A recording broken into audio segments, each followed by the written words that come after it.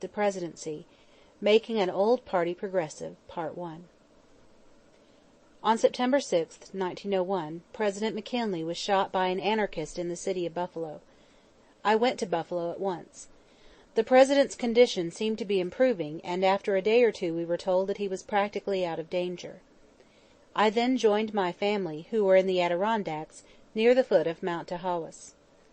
A day or two afterwards we took a long tramp through the forest, and in the afternoon I climbed Mount Tahawas. After reaching the top, I had descended a few hundred feet to a shelf of land where there was a little lake, when I saw a guide coming out of the woods on our trail from below. I felt at once that he had bad news, and sure enough he handed me a telegram saying that the President's condition was much worse, and that I must come to Buffalo immediately. It was late in the afternoon, and darkness had fallen by the time I reached the clubhouse where we were staying. It was some time afterwards before I could get a wagon to drive me to the nearest railway station, North Creek, some 40 or 50 miles distant. The roads were the ordinary wilderness roads, and the night was dark. But we changed horses 2 or 3 times (when I say we, I mean the driver and I, as there was no one else with us), and reached the station just at dawn, to learn from Mr. Loeb, who had a special train waiting, that the President was dead. That evening I took the oath of office, in the house of Anslew Wilcox at Buffalo. On 3 previous occasions the Vice President had succeeded to the Presidency on the death of the President. In each case there had been a reversal of party policy, and a nearly immediate and nearly complete change in the personnel of the higher offices, especially the Cabinet. I had never felt that this was wise from any standpoint. If a man is fit to be President, he will speedily so impress himself in the office that the policies pursued will be his anyhow, and he will not have to bother as to whether he is changing them or not, while as regards the offices under him, the important thing for him is that his subordinates shall make a success in handling their several departments. The subordinate is sure to desire to make a success of his department for his own sake, and if he is a fit man, whose views on public policy are sound, and whose abilities entitle him to his position, he will do excellently under almost any chief with the same purposes. I at once announced that I would continue unchanged McKinley's policies for the honor and prosperity of the country, and I asked all the members of the Cabinet to stay. There were no changes made among them save as changes were made among their successors whom I myself appointed.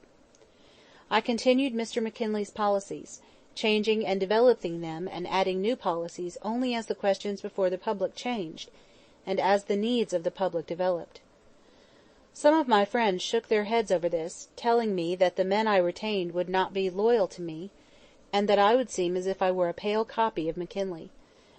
I told them that I was not nervous on this score, and that if the men I retained were loyal to their work, they would not be giving me the loyalty for which I most cared, and that if the men I retained were loyal to their work, they would be giving me the loyalty for which I most cared, and that if they were not, I would change them anyhow, and that as for being a pale copy of McKinley, I was not primarily concerned with either following or not following in his footsteps, but in facing the new problems that arose, and that if I were competent I would find ample opportunity to show my competence by my deeds, without worrying myself as to how to convince people of the fact.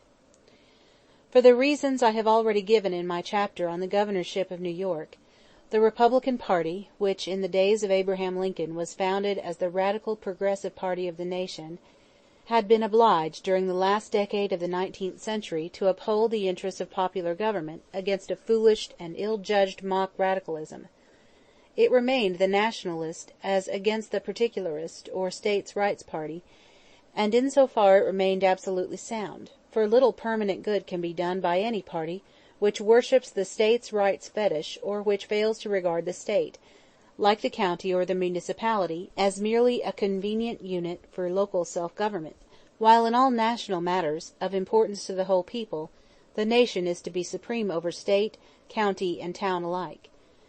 But the states' rights fetish, although still effectively used at certain times by both courts and Congress to block needed national legislation, directed against the huge corporations or in the interests of working men, was not a prime issue at the time of which I speak. In 1896, 1898, and 1900 the campaigns were waged on 2 great moral issues: 1. The imperative need of a sound and honest currency. 2. The need, after 1898, of meeting in manful and straightforward fashion the extraterritorial problems arising from the Spanish War.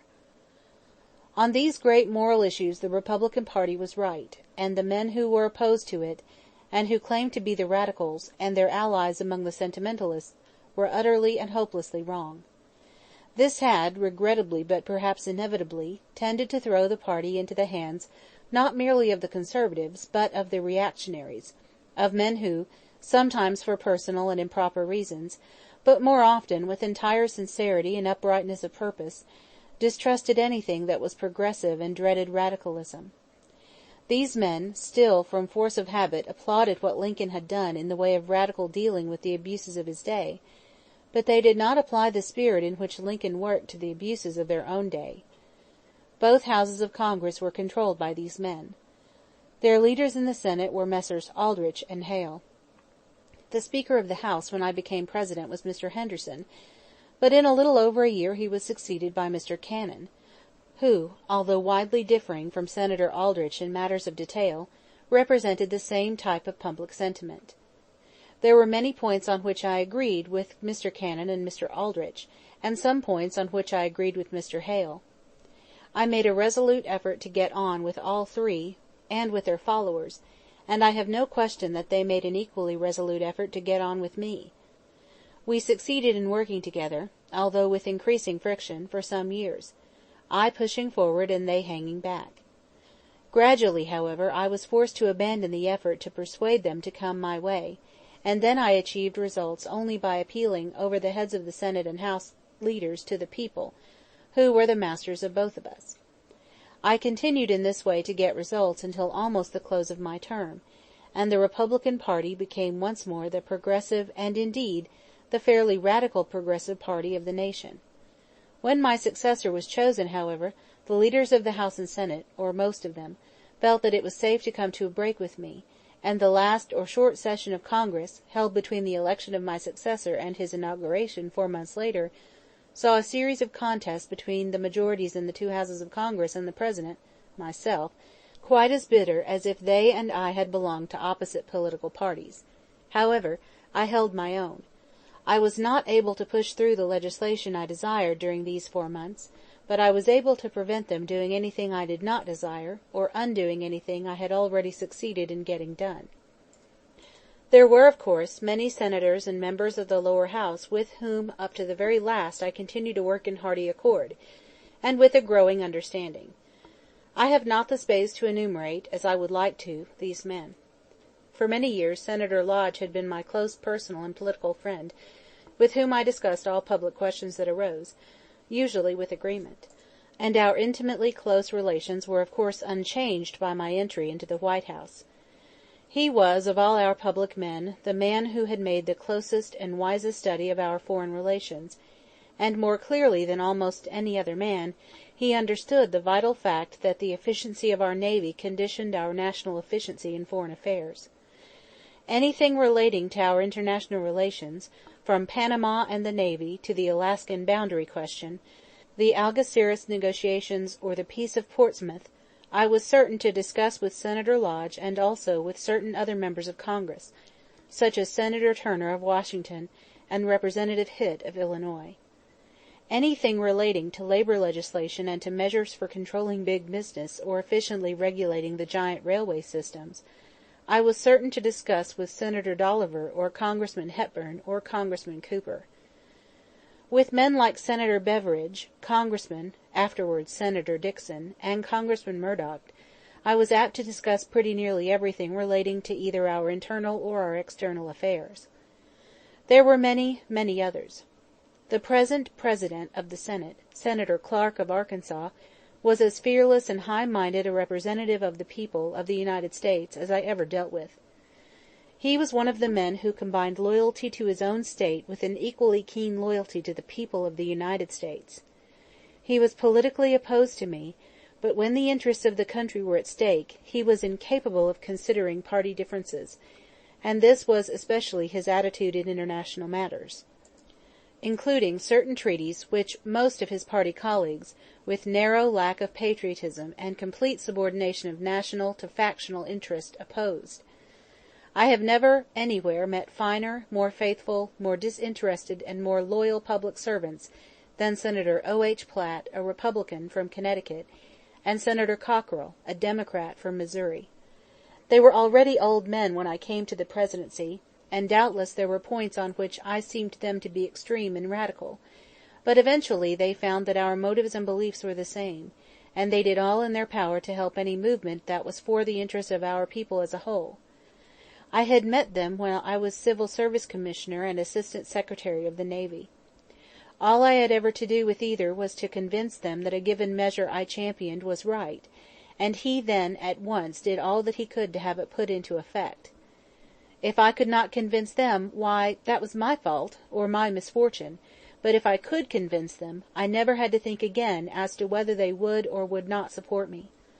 There were many other men of mark in both houses with whom I could work on some points, whereas on others we had to differ. There was one powerful leader, a burly, forceful man of admirable traits, who had, however, been trained in the post-bellum school of business and politics, so that his attitude towards life, quite unconsciously, reminded me a little of Artemus Ward's view of the Tower of London: if I like it, I'll buy it. There was a big governmental job in which this leader was much interested, and in reference to which he always wished me to consult a man whom he trusted, whom I will call Pitt Rodney. One day I answered him, "The trouble with Rodney is that he misestimates his relations to Cosmos," to which he responded, "Cosmos? Cosmos? Never heard of him. You stick to Rodney, he's your man." Outside of the public servants, there were multitudes of men, in newspaper offices, in magazine offices, in business or the professions, or on farms or in shops, who actively supported the policies for which I stood, and did work of genuine leadership, which was quite as effective as any work done by men in public office. Without the active support of these men, I would have been powerless. In particular, the leading newspaper correspondents at Washington were as a whole a singularly able, trustworthy, and public-spirited body of men, and the most useful of all agents in the fight for efficient and decent government. As for the men under me in executive office, I could not overstate the debt of gratitude I owe them. From the heads of the departments, the cabinet officers down, the most striking feature of the administration was the devoted, zealous, and efficient work that was done as soon as it became understood that the one bond of interest among all of us was the desire to make the government the most effective instrument in advancing the interests of the people as a whole, the interests of the average men and women of the United States and of their children.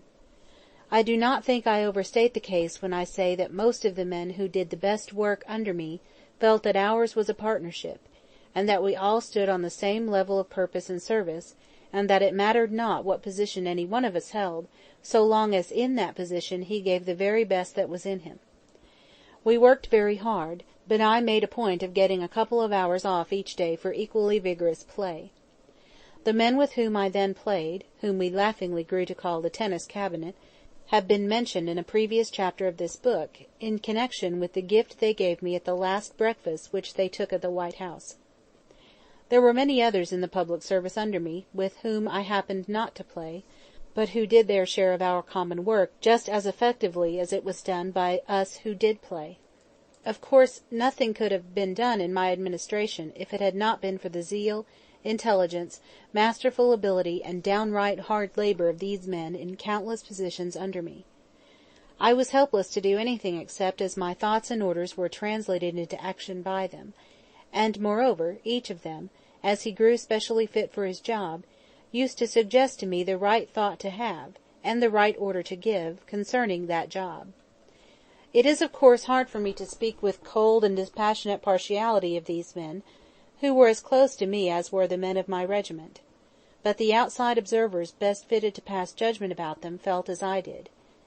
At the end of my administration Mr. Bryce, the British ambassador, told me that in a long life, during which he had studied intimately the government of many different countries, he had never in any country seen a more eager, high-minded, and efficient set of public servants, men more useful and more creditable to their country, than the men then doing the work of the American government in Washington and in the field.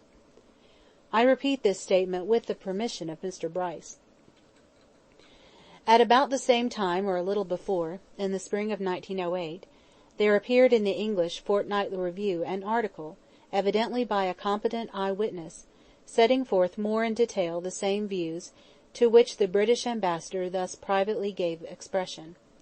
It was in part as follows: Mr. Roosevelt has gathered around him a body of public servants who are nowhere surpassed, I question whether they are anywhere equalled, for efficiency, self-sacrifice, and an absolute devotion to their country's interests.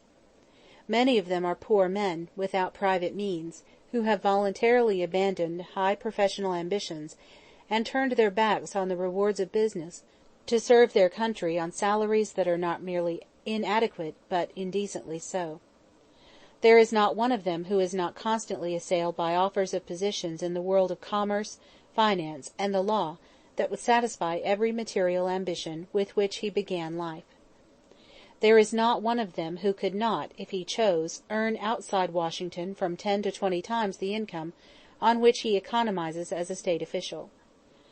But these men are as indifferent to money and to the power that money brings as to the allurements of Newport and New York, or to merely personal distinctions, or to the commercialized ideals which the great bulk of their fellow countrymen accept without question. They are content, and more than content, to sink themselves in the national service without a thought of private advancement, and often at a heavy sacrifice of worldly honours, and to toil on, sustained by their own native impulse to make of patriotism an efficient instrument of public betterment. The American public rarely appreciate the high quality of the work done by some of our diplomats, work usually unnoticed and unrewarded, which redounds to the interest and the honour of all of us. The most useful man in the entire diplomatic service, during my presidency and for many years before, was Henry White, and I say this having in mind the high quality of work done by such admirable ambassadors and ministers as Bacon, Meyer, Strauss, O'Brien, Rockhill, and Egan, to name only a few among many. When I left the presidency, White was ambassador to France. Shortly afterwards he was removed by Mr. Taft, for reasons unconnected with the good of the service. The most important factor in getting the right spirit in my administration, next to the insistence upon courage, honesty, and a genuine democracy of desire to serve the plain people, was my insistence upon the theory that the executive power was limited only by specific restrictions and prohibitions appearing in the Constitution or imposed by the Congress under its constitutional powers. My view was that every executive officer, and above all every executive officer in high position, was a steward of the people bound actively and affirmatively to do all he could for the people, and not to content himself with the negative merit of keeping his talents undamaged in a napkin. I declined to adopt the view that what was imperatively necessary for the nation could not be done by the President, unless he could find some specific authorization to do it. My belief was that it was not only his right but his duty to do anything that the needs of the nation demanded, unless such action was forbidden by the Constitution or by the laws. Under this interpretation of executive power, I did, and caused to be done, many things not previously done by the President and the heads of the departments. I did not usurp power, but I did greatly broaden the use of executive power. In other words, I acted for the public welfare. I acted for the common well-being of all our people, whenever and in whatever manner was necessary, unless prevented by direct constitutional or legislative prohibition. I did not care a rap for the mere form and show of power. I cared immediately for the use that could be made of the substance. The Senate at one time objected to my communicating with them in printing, preferring the expensive, foolish, and laborious practice of writing out the messages by hand. It was not possible to return the outworn archaism of handwriting, but we endeavored to have printing made as pretty as possible.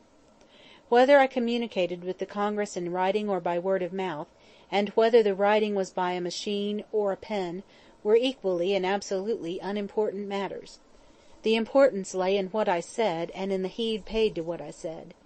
So as to my meeting and consulting senators, congressmen, politicians, financiers, and labor men. I consulted all who wished to see me, and if I wished to see anyone, I sent for him, and where the consultation took place was a matter of supreme unimportance. I consulted every man with the sincere hope that I could profit by and follow his advice. I consulted every member of Congress who wished to be consulted, hoping to be able to come to an agreement of action with him, and I always finally acted as my conscience and common sense bade me act. About appointments. I was obliged by the Constitution to consult the Senate, and the long-established custom of the Senate meant that in practice this consultation was with individual senators, and even with big politicians who stood behind the senators. I was only one-half the appointing power. I nominated, but the Senate confirmed. In practice, by what was called the courtesy of the Senate normally refused to confirm any appointment if the senator from the state objected to it.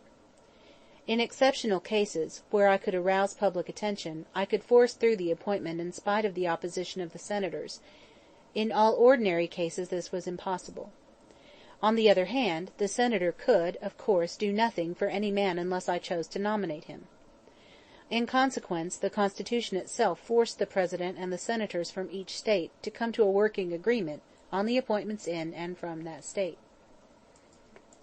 My course was to insist on absolute fitness, including honesty, as a prerequisite to every appointment, and to remove only for good cause, and, where there was such cause, to refuse even to discuss with the senator in interest the unfit servant's retention.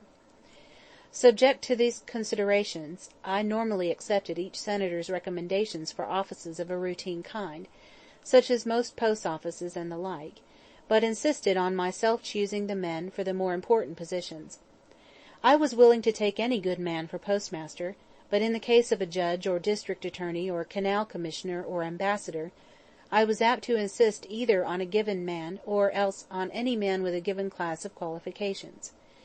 If the senator deceived me, I took care that he had no opportunity to repeat the deception. I can perhaps best illustrate my theory of action by two specific examples. In New York, Governor Odell and Senator Platt sometimes worked in agreement and sometimes were at swords' points, and both wished to be consulted. To a friendly congressman, who was also their friend, I wrote as follows on July 22, 1903. I want to work with Platt. I want to work with Odell. I want to support both and take the advice of both. But of course ultimately I must be the judge as to acting on the advice given. When, as in the case of the judgeship, I am convinced that the advice of both is wrong, I shall act as I did when I appointed Holt. When I could find a friend of Odell's like Cooley, who is thoroughly fit for the position I desire to fill, it gives me the greatest pleasure to appoint him. When Platt proposes to me a man like Hamilton Fish, it is equally a pleasure to appoint him.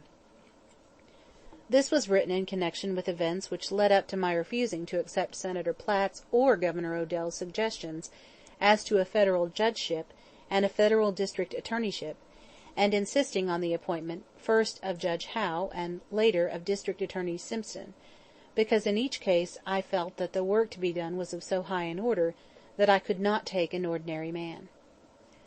End of Chapter 10, Part 1.